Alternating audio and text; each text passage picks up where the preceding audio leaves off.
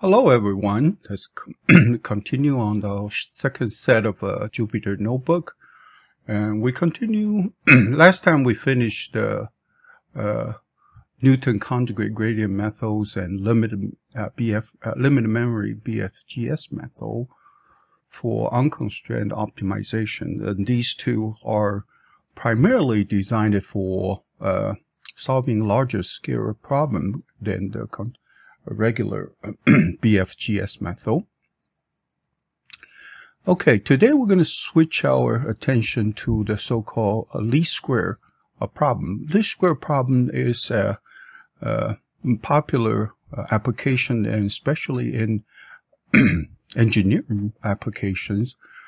For example, we have a set of simulated data from experiments, and we're trying to figure out if this experimental data and create certain trend, see if I can use a function to approximate these results. We call the objective function, for example. Okay, and this applications range from complex fluid dynamic, turbulence analysis, chemical engineering, so-called catalyst analysis, and temperatures and simulation, and all that different application. And also in biological system, we people using this quite a bit as well. So this is a very popular application of sort of a problem called least square.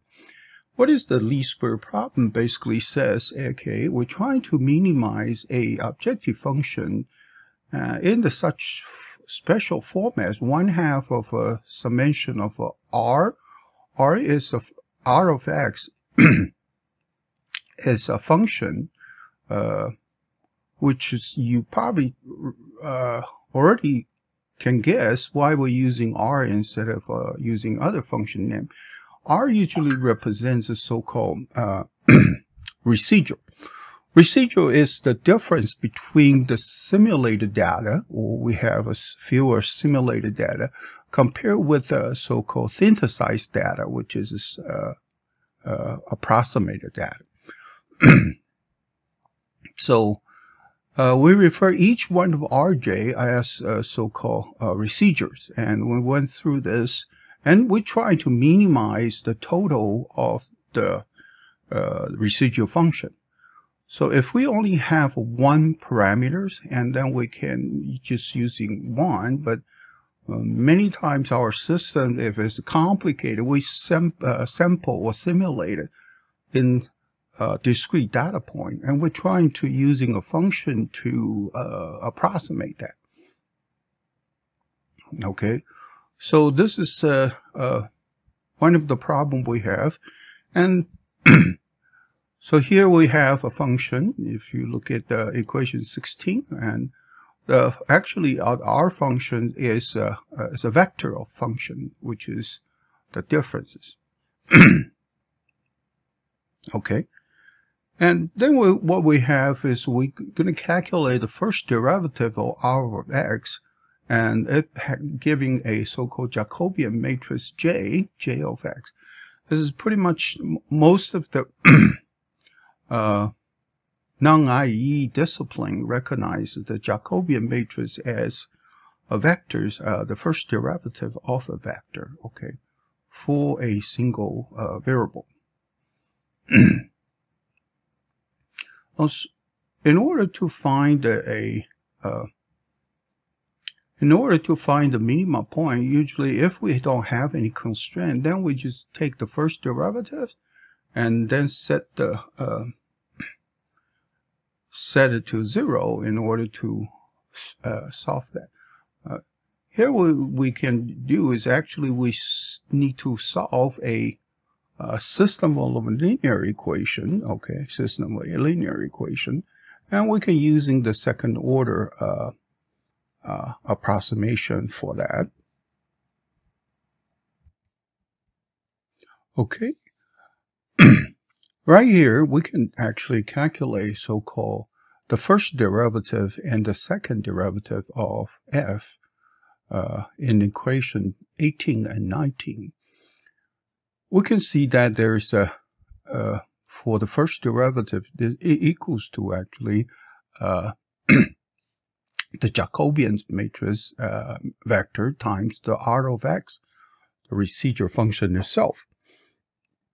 Also, the second derivative, we can see that it becomes two terms. The first term is the Jacobian's transpose times the Jacobian matrix itself, and plus the second term is with Rj of x times the second derivative of the residual function R of x.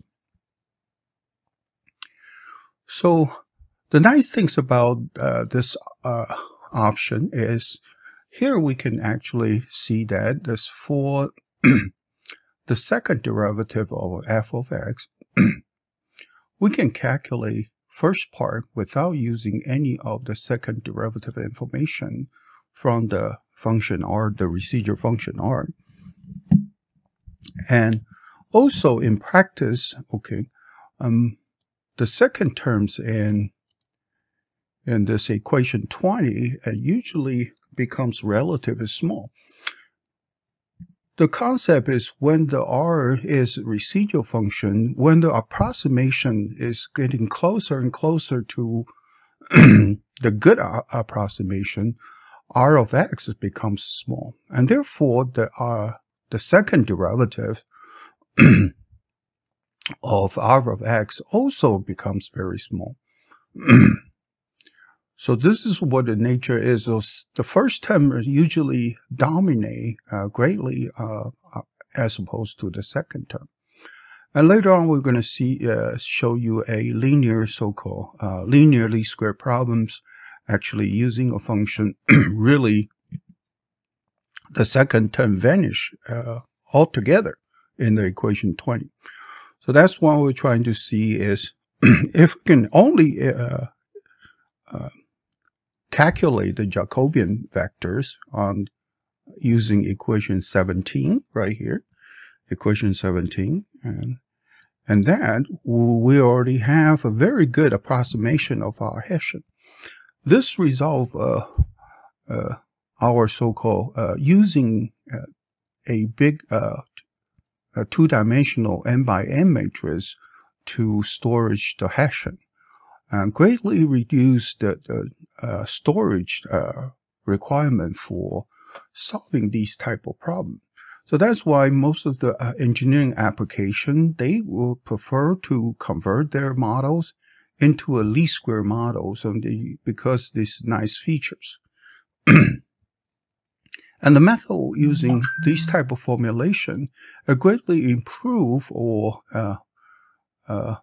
increase the numerical stability during the solution process. So this is one of the advantage using this. I give you example right here to show you what is the residual function is about. And here we have, for example, the function. We would like to study the effort of a certain medication to our patient. We draw blood sample contents times after the patient take the dose and measure the concentration of medication in each one of the sample in patient's blood. And we're tabulating all the time and and concentration. And then we'll calculate the concentration of the medication in patient's blood sample over time. Okay, and this gives you a observed data we call the YJ. YJ is for each one of the sample we have. Okay, so TJ is the time and YJ is the observation, actual observation. Based on our observation experience, we're trying to find out a function and that give a good approximation or prediction of the concentration over time. Okay, So here we have a 5-dimensional parameter, for example. We have x1, x2, x3, x4, and x5. And we're assuming the model is x1 times plus t times x2 plus t squared times x3 plus x4 times exponential to the negative x5 times t. Okay, this is a approximation function. We're trying to see how well this function actually approximate all the observation y we have right here. Sorry, the y we have right here. Okay, so we can create a so-called least square function, which is the phi x and tj. X is the input variable x1 to x5, and tj is the time over time domain, and yj is the observed data. So we're trying to see if the the difference between my approximate function to the actual observation. And the difference I want to using a square, so maybe sometime we overestimate, sometime we underestimate, but we want to use this. So the function itself is actually the rj is equals to the phi xt minus yj. And this is creating a okay, so-called fixed regression model. And many times we regression using the same concept as well. So that's why the regression, many times we refer to it as a so-called least square problem. Okay. With this example on hand, we can introduce a so-called linear least square problem. The linear least square problem, we define our residuals in actually equation 23. Right here, and equals to the Jacobian times x minus y, okay, and j is some kind of matrix j, and a vector of y, which is our observed function. If we can model our residual function in this format, and jx minus y to the square half, we're trying to minimize it. So we're going to take the first derivative with respect to x first. So equals to j times jx minus y is the first derivative, and the second derivative is just the j transpose times j. Okay, and because the second terms in equation 20 right here, since this is least square, the second term in equation 20 right here is actually 0. Okay. So f of x is f of x in equation 27 is actually a convex function which has a minimal solution. So if we set the first derivative equals to 0 and trying to solve for x, and y is a whole bunch of constants or observation we already have with our observation or experiment or simulation, if we end up with a system of linear equations is equal to j transpose times j times x star is our solution we're trying to find, equals to j times y, j transpose times y. And we can easily solve for this system of linear equation, if possible, using the j transpose times j inverse times the j transpose times y. Okay. Or since all the right-hand side are constant, we can directly solve them directly. So here with compute, we can compute coefficient matrix j transpose times j, and the right-hand side j transpose times y. And then we can perform a, or if since j is vectors or matrix, So J transpose times J is supposed to be a symmetric matrix. In that case, we can perform a efficient so-called Cholesky factorization, which we mentioned quite a bit in linear programming class, to solve a system of linear equation. And then we can do a forward-backward substitution method to solve this Cholesky factor to recover the solution of X star. So I want you to know is least square method is a optimization method, and many times is much more stable compared to other general formulation we have. Okay, because nonlinear programming models come with very various shape or various order, different functions. But if you can formulate your model into a least square model, and the solution process becomes fairly stable. And next lecture, in the next couple lecture period, we'll have a dedicated lecture video talking about least square problem and some of the options using different algorithm we mentioned in the class, the textbook, and using Scipy library. But here I just want to give you a quick and overview of the least square problem. This is theoretical background. It's a very simple concept. It just involves some of the notation may not be so familiar with the industrial engineers or operation research area, because these the use of a Jacobian vector or matrices are usually referred by other engineering disciplines. So I want you to kind of pay attention to these type of problems. It looks complicated, but however, it's just a quadratic programming problem. Okay. After the theoretical introduction, we can do some hands-on exercise. For example, I'm still using the Rosenbrock function as we have. Then we import the least square library solver. Okay. So I'm going to give a initial solution called input, called 2 by 2 and 2 and 2 as the initial solution, since I'm just defining a two-variable Rosenbrock function. And using the least square solution library to give you solving the function, Rosenbrock function, and give that initial solution called input. And it can solve pretty quickly, and the objective functions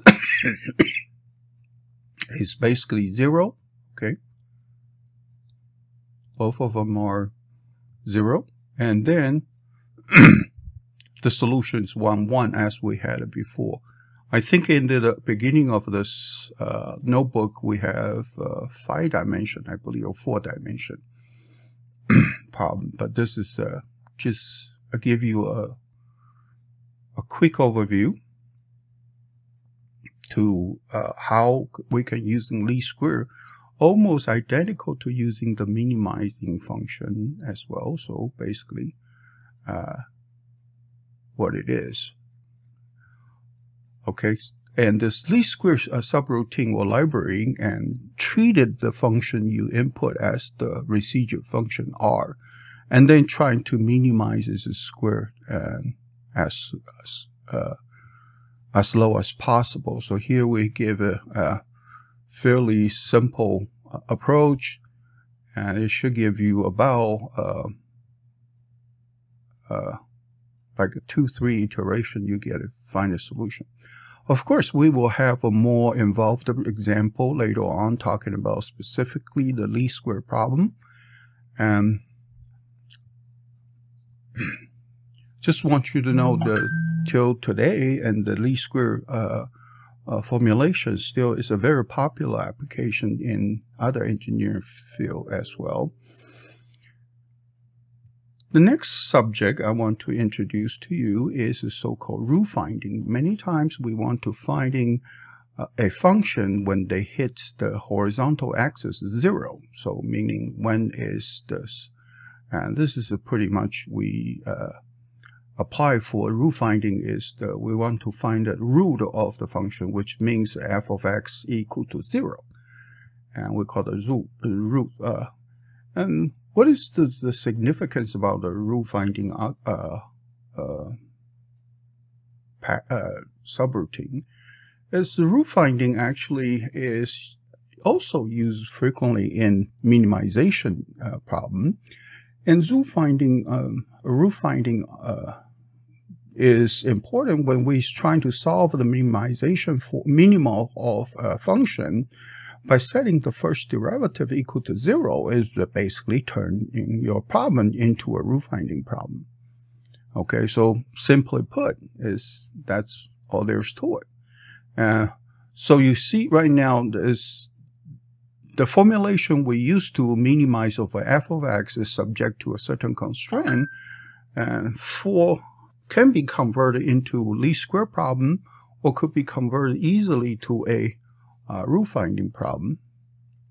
In fact, actually solving a quadratic programming is solving a system of linear equation, therefore a linear programming problem. Okay, and you understand right now why the commercial software like a Cplex and Gurobi, they can also handling quadratic programming problems. So they've just converted into a rule finding problem as well. So here we give you example, and there's a fairly different option, also the solver, and so we can several different options or algorithms to solve this rule finding problem. And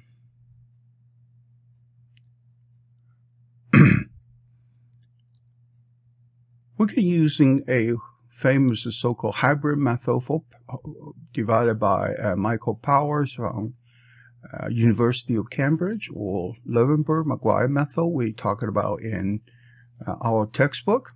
And both of these algorithms from a Fortran subroutine called MinPack.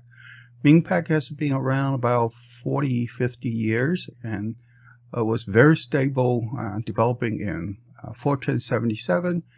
And of course, this Python is smart enough to give a Fortran wrapper, so they can using the efficient Fortran binary code and solving the problem, but manipulating data in Python. I'm just giving a very simple example right here, and then we come back in the next few lectures talking about more detail or detailed implementation on the rule finding algorithm itself. So we have a separate video talking about that as well. Okay, so here what we have, this example, f of x equals to x squared times 2 times sine x. And it's the first derivative according to x is equal to that. Okay, so if we want to find the minima of these, we take the first derivative and set it to 0. So now our objective function and for rule finding becomes the equation 30 instead of the original objective function.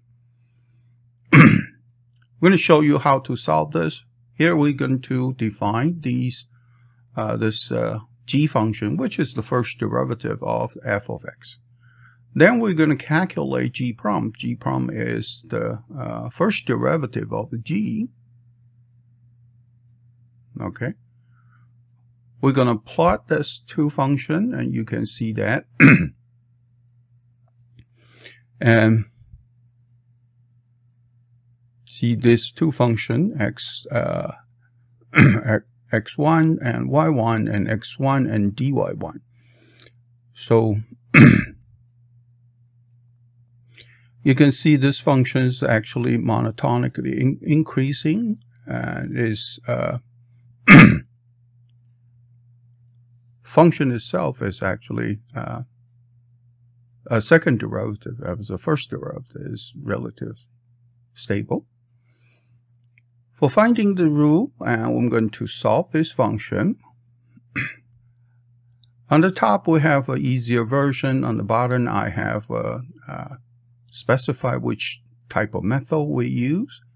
Here we have, if we didn't specify anything, we're just using the brand Q function directly by default. Here I'm using the G function as the function itself.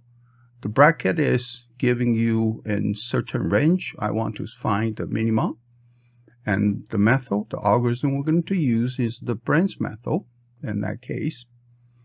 And the third line right here, I show you another example using Newton's method, and you can using so-called hybrid method from powers, or using Levenberg-McGrath method, the modified Newton's method we talk about in the class. It just show you 3 different ways to solve this rule finding. After we solve, the flag is converge. This converge is true, and we can using 9 iteration 10 function call, and the root is located in certain location. Is a negative 0.74 basically.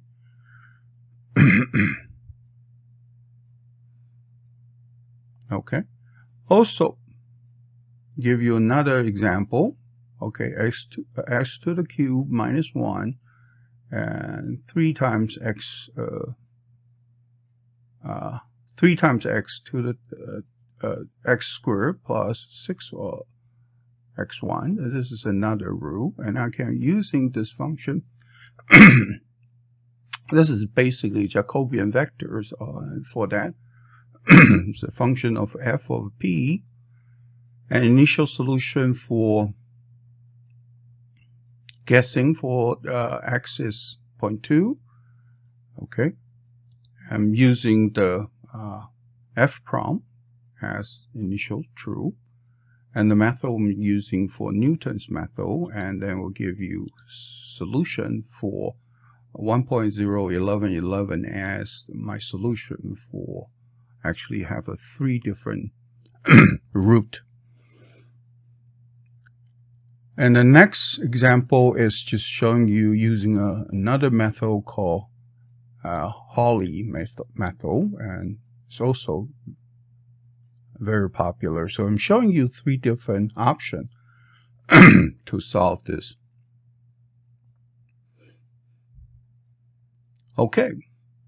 After we're talking about the about methods, or using mostly unconstrained optimization method, I'm going to conclude this lecture video and continue with discussion of the constraint optimization example and move on. Okay, we're going to start using the next lecture video to explain this.